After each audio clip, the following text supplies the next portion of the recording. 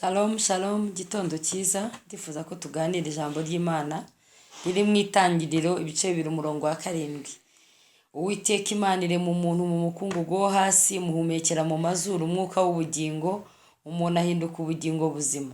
Reka dusenge. Turagushimiye Mana nziza muri iki gitondo, amaraso yawe akomeze kudutwikira, ijambo rihindura imibereho yacu mu izina rya Yesu.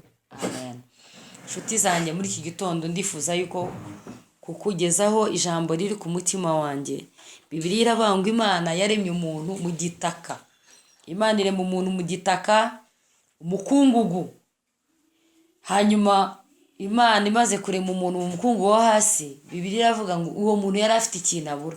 Imana imuhumekeramo umwuka w'ubugingo. Ubugingo bwinjira muri uwo muntu, umuntu ahinduka ubugingo buzima. Yesu ashimwe cyane. Nicyo gituma umuntu uyu mwuka w'ubugingo umusohotsemo bavuga ngo yitabye Imana.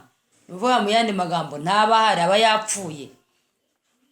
Rero iki gitondo ndifuriza ubuzima bwawe, imibereho yawe, imirimo ukora yose, Imana yo mu ijuru, Imana ikora ibitangaza, ubugingo bwinjire muri iyo mibereho yapfuye, muri ako kazi kapfuye, muri uwo muryango utagifite ubuzima, muri iyo mibereho itagifite ubuzima, mu bintu abantu babona ko byarangiye, Imana yinjizemo ubugingo. Ubugingo nibuze, Uwiteka Imana ihumekere umwuka wayo mu bana bawe ubona ko byarangiye, mu rugo rwawe ubona ko rwarangiye, mu rushako rwawe rufite ibibazo, mu mibereho yawe ifite ibibazo, mu migendere yawe ifite ibibazo, mu mikorere yawe yapfuye, mu kintu cyose ugerageza gukora gipfa, Uwiteka aguhuhiremo umwuka we, Uwiteka agutabara, Uwiteka agucira inzira.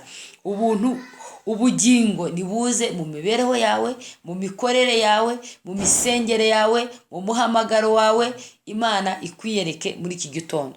Ndahamagara ubugingo bw'Imana muri iyo mibereho, muri urwo rugo rwawe, muri uwo mugabo wawe, kuri abo bana bawe, buri kimwe cyose ubugingo bukinjiremo. Imana iguha umugisha, Imana ikugirire neza. Reka dusenge. Mana nziza, turagushimiye yuko ubuzima bwari bupfuye, ubuzima bwinjiyemo, ubugingo buraje. Ubugingo nibuze mu gihugu cyacu, ubugingo nibuze mu mibereho yacu, ubugingo nibuze mu miryango yacu, ubugingo nibuze mu itorero, ubugingo nibuze mu mugabane dutuyemo, ubugingo nibuze ku isi. Ubuzima ni Mwami turabwakiriye, turakira ubugingo muri buri kintu cyose. Urakoze, ni mu izina rya Yesu Kristo dusenze. Amen.